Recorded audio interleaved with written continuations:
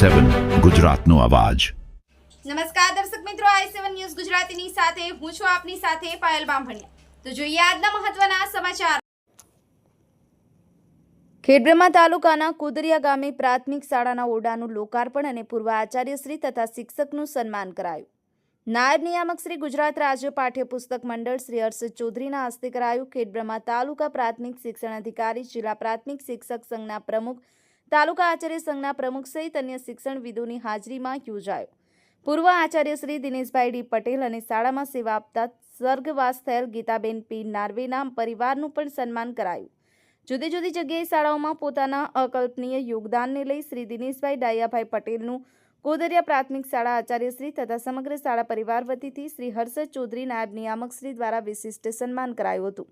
આ કાર્યક્રમમાં શાળાના એસએમસીના સભ્યો સહિત મોટી સંખ્યામાં ગામ લોકોએ હાજરી આપી હતી।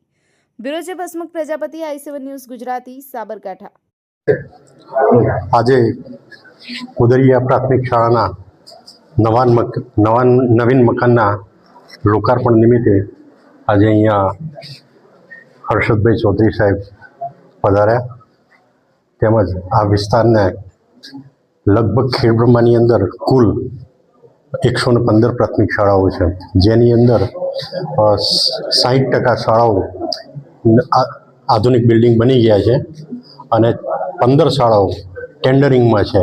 આમ આ વિસ્તારની દરેક શાળાઓ ભૌતિક સુવિધાઓથી સજ્જ અને બિલકુલ નવી બનાવવાનો અમે પ્રયત્ન કરી રહ્યા છીએ।